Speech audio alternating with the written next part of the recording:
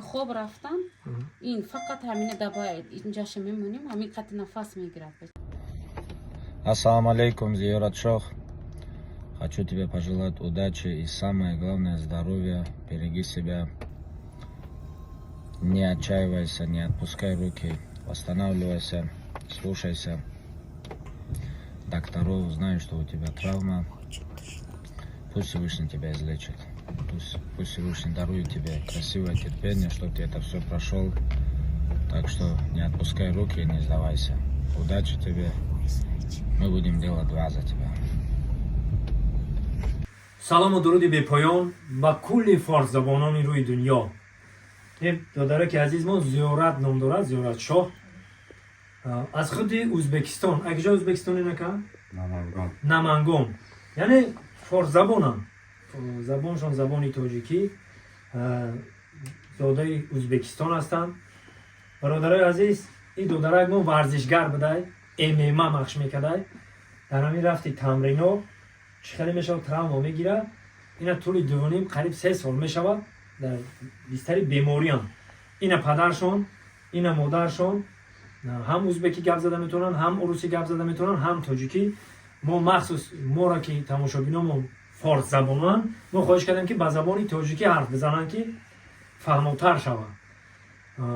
راستیگه مرا 2.5 سال پیش من مسکو اومده بودم، من علاقه دا برو اومده بودم. یک برادر من علاقه دا برو اومد که هم صنفی بچهای ما که بچهای ما خیلی فوتبال بازی میکنن. یک برادر قدردان دارم، زنگ زد گفت که همین یک پلاژین دا موندیم که همین وزبین حالتمون همین رو بیاید یک بار بنامور بگیریم.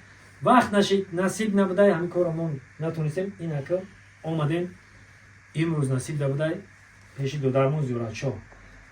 مقصد در بیستری بیماریان تمام این نمود اپاراتور گرفتگیان ای بالنیسا و همه جو. مقصد در ازبکستان خانه داشتن، خانه‌شون فروختیان.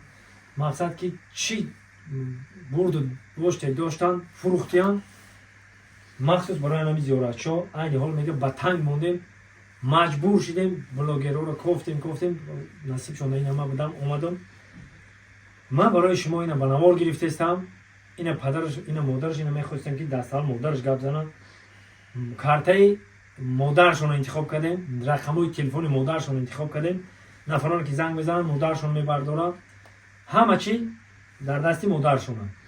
این پدرشون میبرن میرن خفای کارشون، عذاب و زحمت و مهنت مادرشون میکشن.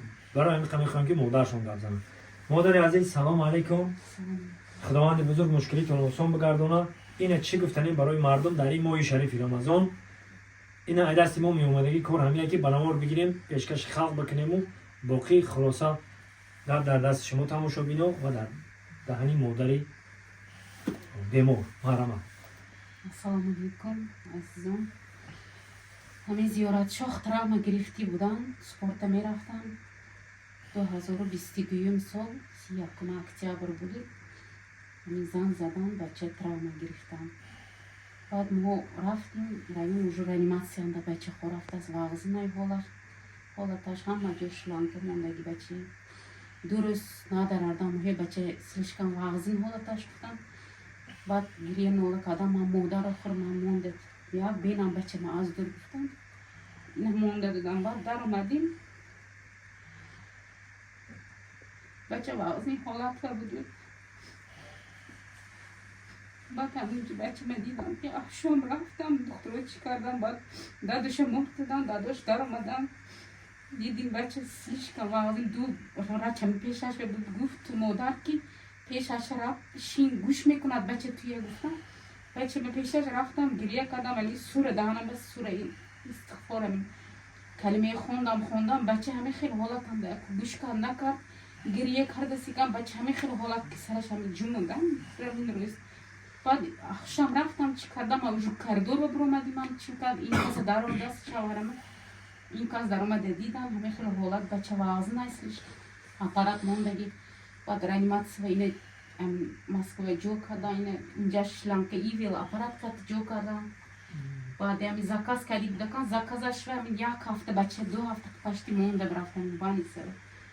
بعد بچه операция кардам. после операции гуфтам отказ кунтон бача меморад уже диге зиндагӣ наметавонад. гуфтам ما گفتیم این کسان گفتیم اتکاز نمیکنیم آخر بچه چخیل بچه اتکاز میکنیم چخیل حالت میشه بچه مهمتی گفتیم خودمون نگاه میکنیم اپراتسیا حالت اپراتسیا کنیتون ما هلی گفتیم بچه ابرات مهمتیتون ما چی حالت میشه ما نگاه میکنیم آخر فرزند چخیل ما اتکاز میکنیم بعد اینه برای دامی اپراتسیا شد بچه وابش گاوز نمیتوند آواز نی عموما گاوز نمیتوند ایمو اشاره میکند نمیفهمیم که پشه وای براتچم چون گاوز نتونسته از بچم میگن آخر واغزن حالتاش می پشت یک ماه دو ماه شده است از آواز نمیبراید بچه azot در آمده سیکن تازه میکنم اینجاش گریه میکنم من میگم برو اینجا برو تو ترس برو میگم کاردور بو میبرن برو گاشته بو میداریم بچه واقعی نفس میگیرد مادر من برید از اینجا رنمات میگم ایمو اشارهش فهمیده سیکن بچه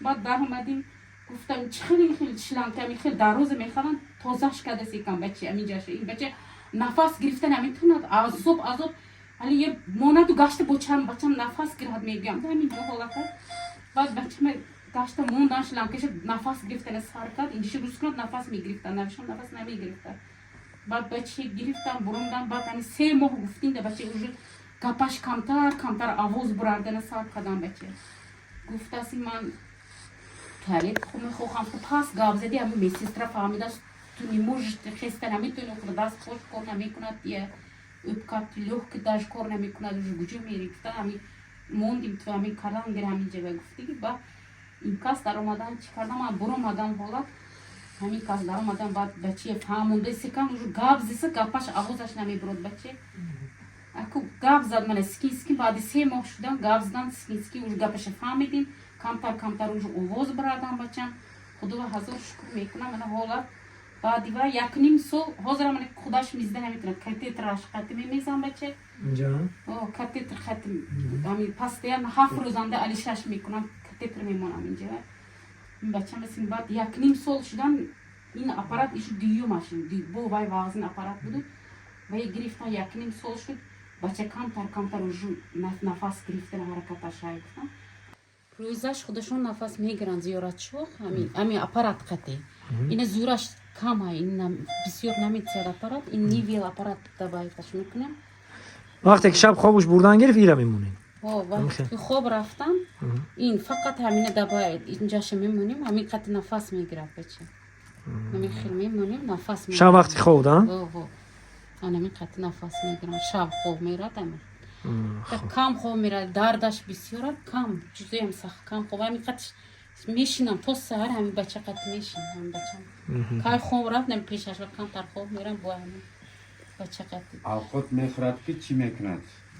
اتکاشلیت هر 5 منت 10 منت همین قطع اتکاشلیت میکنم اینجاش جمع میشد نمیرد دالش اونجا همین قطع میبروریم بعد تازه میشد نفس میگیرد قطع میکشیم قطع میکشیم مقصد که اسپیراتور قطع تازهش میکنم اینو خیلی تازه میکنم